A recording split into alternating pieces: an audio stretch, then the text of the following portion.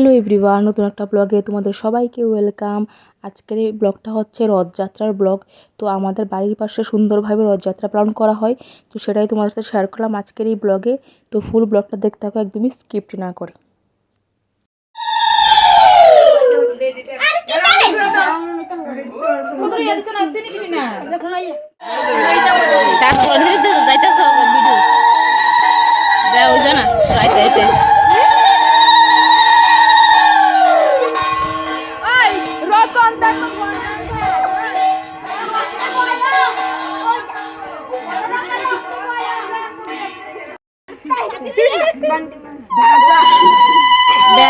বেশি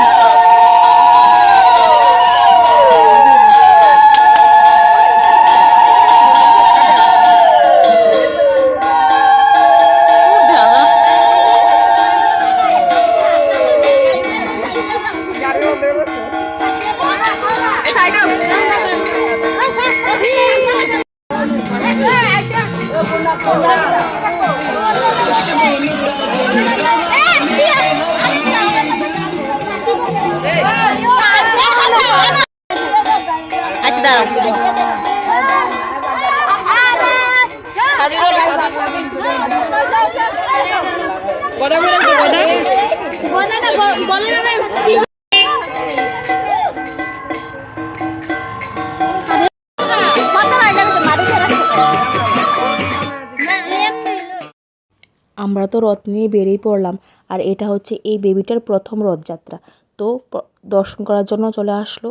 এ দেখো এখন দড়ি টানছে, দেখতে পাবে একটু পরে।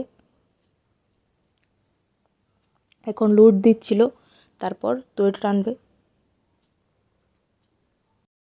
তারপর আমরা সামনের দিকে নিয়ে যাব রথ। জগন্নাথ, বলরাম, সুভদ্রা যাবে মাসির বাড়ি।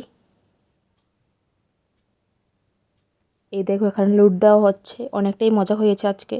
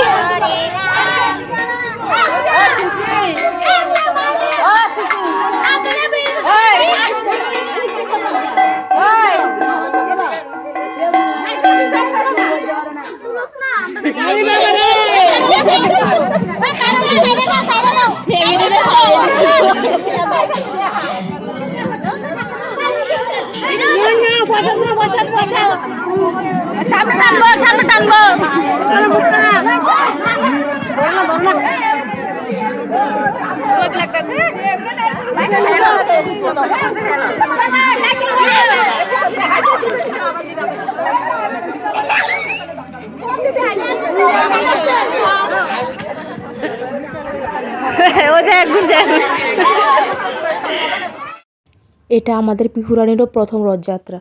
তো চলে আসলো বৌদি নিয়ে পিহুকে দড়িটা টানার জন্য আর ঠাকুর দর্শন করার জন্য। তো এখন দর্শনটা করে নিল।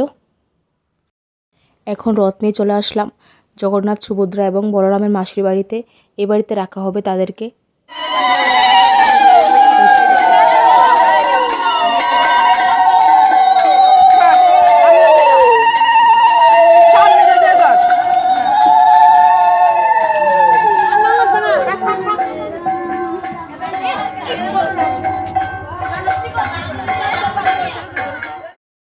তারপর কিছুক্ষণ পরে চলে আসলাম আমাদের বাজারে।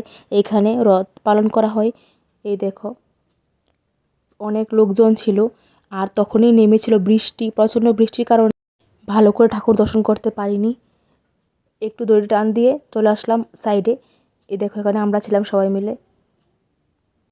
তারপর বৃষ্টিটা কমার পর এখন দেখো তোমাদের সাথে শেয়ার করে দিচ্ছি জগন্নাথ, বলরাম এবং সুভদ্রাকে। আর এখানে দেখো কার সঙ্গে দেখা হয়ে গেল, গোপাল সোনার সাথে দেখা হয়ে গেল, অনেকটাই মিষ্টি ছিল। তারপর এখানে দেখো লুট নিয়ে কাড়াকাড়ি লেগে গেছে। তো আজকের ব্লগটা আমি এখানেই শেষ করছি। তারপরে চলে গেলাম বদ্রির বাড়িতে। তারপরে ওখান থেকে কিছুক্ষণ বসে গল্প টল্প করার পর মনকে নিয়ে চলে আসলাম বাড়িতে। তো আজকের ব্লগটা এখানেই শেষ করছি। ব্লগটা কেমন লাগলো জানিও, আর ভালো লাগলে লাইক কমেন্ট শেয়ার সাবস্ক্রাইব করে দিও। Tata bye.